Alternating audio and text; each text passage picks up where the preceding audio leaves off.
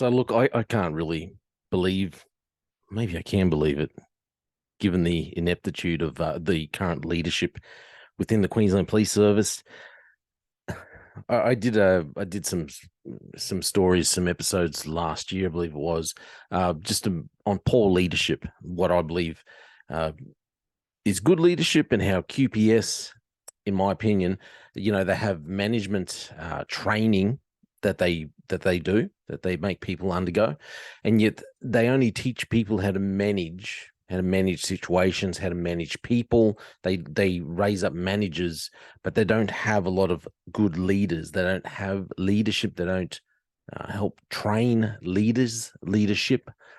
And I think that the commissioner, Katarina, is an example. She's a good example of a poor leader, and the leadership team that she surrounded herself with, uh, poor leaders as well.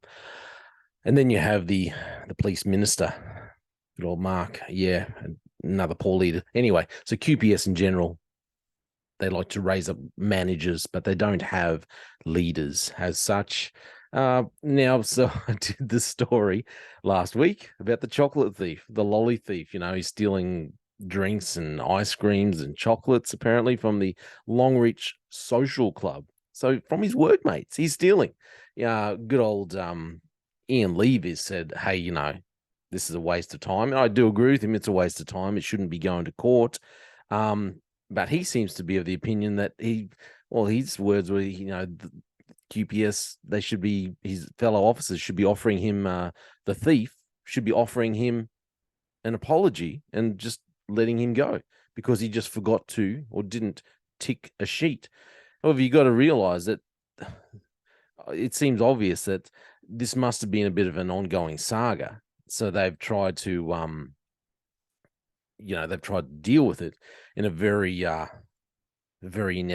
inept way, and they've ended up elevating the issue, pushing it beyond where it should be, and now it's actually gone to court. I still can't. It's a little strange. It's a little strange what's happening. But have a look at this. Check out this story.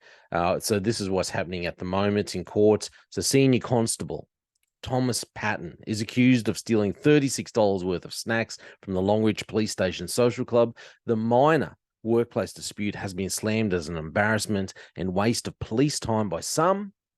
And I agree, it is an embarrassment. It's an embarrassment for QPS, and it's a waste of police time and money, taxpayer money.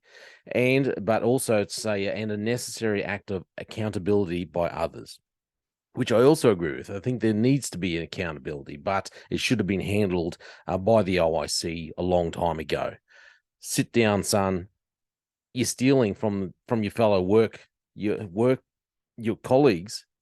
Do you really belong in the police force? We're supposed to have a standard above what we expect, from your run-of-the-mill thief, lolly thief, from a 5-year-old child who would steal a chocolate. Anyway, so Patton appeared in court to face a charge of stealing on Tuesday, where he was accompanied by his lawyer and a police union representative.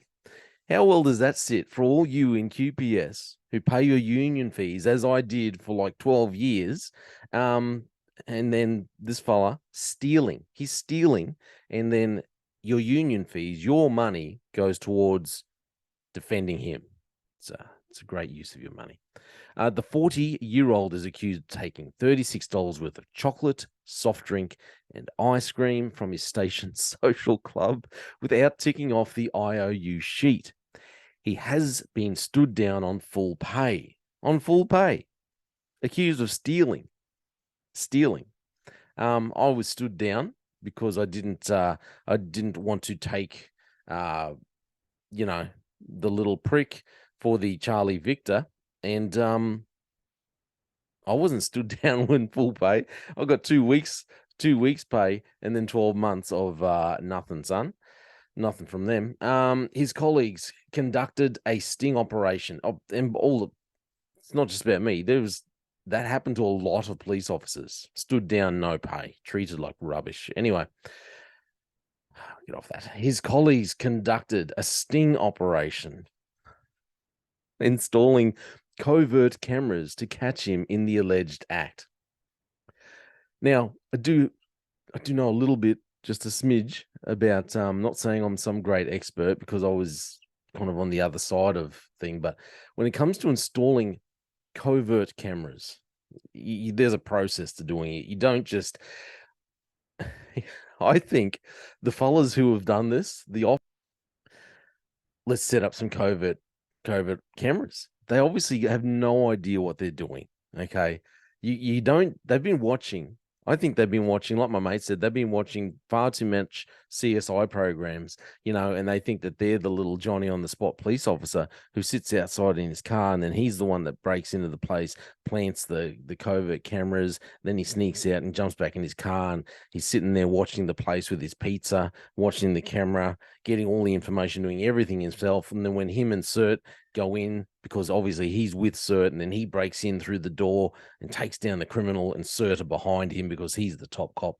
These are the kinds of programs these officers have been watching, and they thought, yeah, we can do this ourselves. We should go and set up a covert camera. Nothing more to it. Obviously, we don't need we don't need some kind of warrant to set up a covert camera, do we? Obviously, they don't know.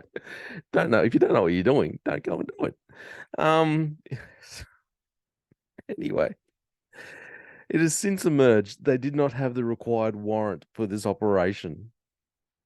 That is just, that's silly. Silly. I won't get too rude, but it's silly. This is a matter that could have been resolved as a workplace issue. Lawyer Craig Pratt said. Lawyer who's being funded by the Queensland Police Union. Your money, police officers. Mr. Patton intends to defend the allegation. This case has already cost taxpayers thousands of dollars, with the costs set to rise when the matter returns to court in May.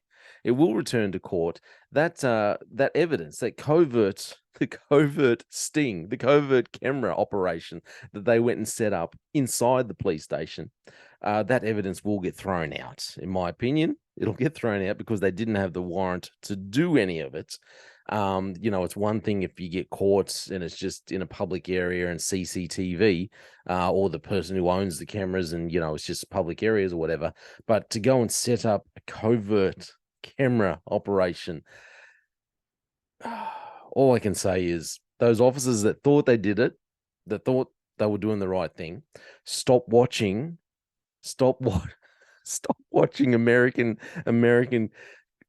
American police shows. Okay, you are not Gibbs on NCIS. Go back to the academy.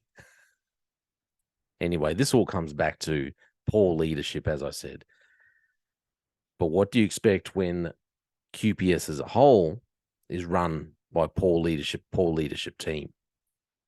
It's just managers and people that don't know how to be leaders. And I can't believe that the Chocolate Thief Saga is still ongoing. Let me know what you think. Oh, this is silly.